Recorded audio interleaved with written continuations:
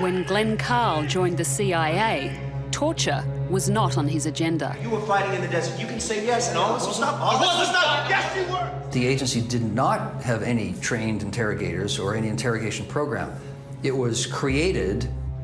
The whole body of the executive branch of the United States government had authorized this. It was discovered in Kandahar. That's what you. And I thought, holy smoke, this is unbelievable. I said, don't look at me! Although against international law, torture is still practiced in many countries. Under the Bush administration, the US became one of them, using the euphemism Enhanced Interrogation Techniques. Glenn received instructions on the manner and methods of approved torture, but he refused to participate. You were a terrorist. Yes, you were fighting in Kandahar. Yes, you were! It came to be codified, and the physical measures were where you can hit someone on the side of the head, you can throw him against the wall, you can punch him in the stomach. Stay like that.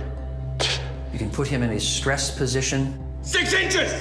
Which can mean stand against the wall, lean your forehead against it, and move your feet back 6 inches. And you do that for 20 seconds and you're fine. But if you do it for hours, it's excruciating. We know, without thinking about this, that the sun comes up every day and then it goes down, and that you will have to eat regularly, and that you'll have to sleep regularly. Not when you're in the hands of us, because we will mess with everything, and you'll have blinding light and utter darkness. And then you'll be given a small meal, and it'll be taken away after 90 seconds, and you'll be brought another one an hour later. You haven't eaten all day, ain't you hungry? I just ate. And you say, no, I'm the one with the clock. You don't have a clock. You don't know what you're talking about. And you haven't eaten for a day. Chop, chop. The main argument used to justify torture is the ticking bomb scenario, the idea that physical or mental pain may force a person to reveal vital information. However, there's little science to back that belief. How do you even know there is a bomb in the first place? How do you know you've got the right person? And then how do you know he's going to tell you the truth, in the time span that you have? On your knees. The terrorists are prepared. They're not. They don't come in ill-prepared, and so they're taught to withstand torture or to give false information. That's better. The theory is that by dislocating somebody psychologically, he will become more manipulable and more willing to share information. Both of those things are wrong. I think, the whole purpose is to disorientate the person, is to loosen all their defense mechanisms, try to make sure that they feel completely cut off from the rest of the world. So they sort of just cast adrift, in a sense. Hey! Now, some people respond with what we call dissociation, where they go into a very narrow, focused state of consciousness. Or they may be in such an altered state of consciousness, because of the deprivations and suffering, that they'll say all sorts of things. Say it! I'm gonna say it! Say it! No, stop! You're a fighter! Come on, say it! Yeah! High and persistent levels of stress can be damaging to the hippocampus, an area of the brain relating to memory. What date was that? And studies on soldiers show that manipulating sleep, food and temperature makes them less able to recall events accurately. What's your uncle's name? It's an alpha male kind of power trip. It does not work. Are you a fighter? Torture may not be a reliable way to extract information, but what it does do, very effectively, is leave behind a legacy of ruined individuals. Well, I've been working with refugees in mental health for many years now, several decades.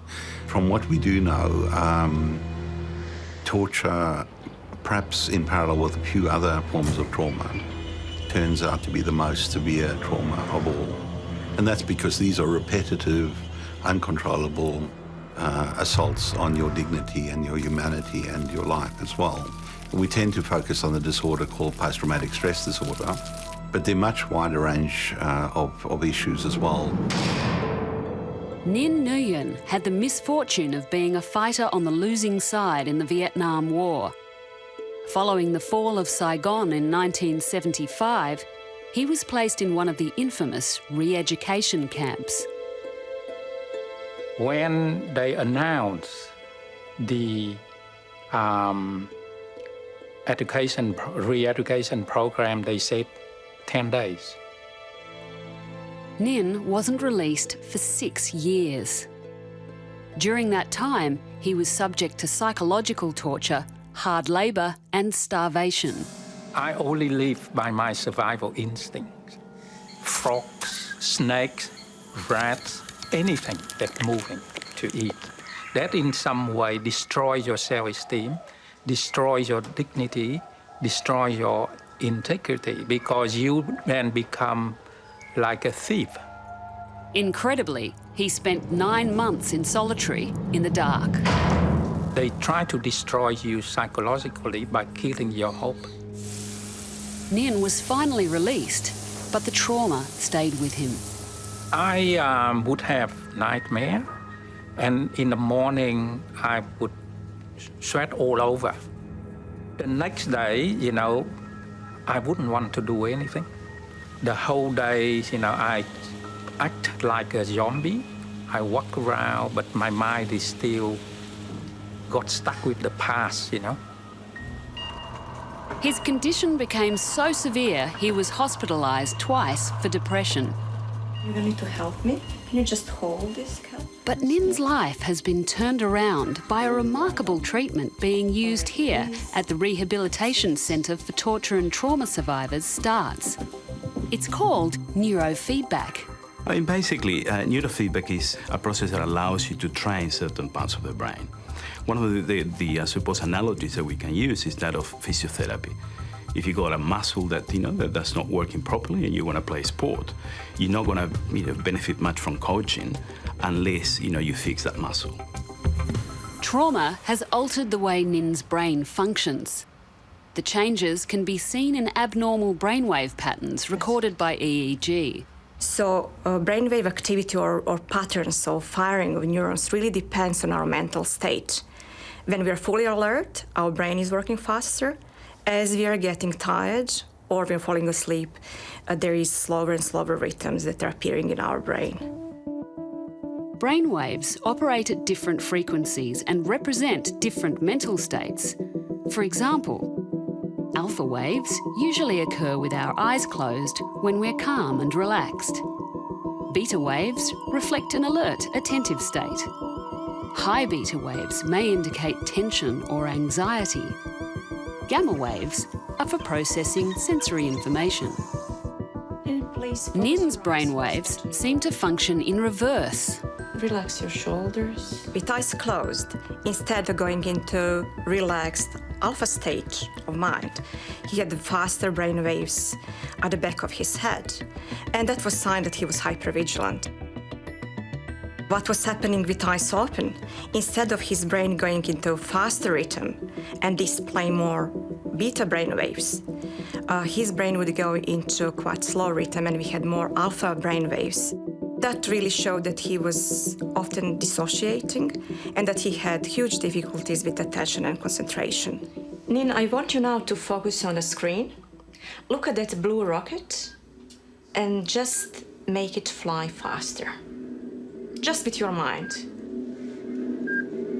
Neurofeedback allows clients to consciously retrain their brain by using their brainwaves as a controller. In this game, Nin has to lower his alpha and theta waves and raise his beta wave activity to make the rocket go faster. In other words, winning the game depends on training his brainwaves towards a healthier pattern. If he loses concentration or if he becomes anxious, the rocket slows down. After just a few months' treatment with neurofeedback, brainwave patterns can be startlingly different. So this is an EEG recording of a client before and after treatment.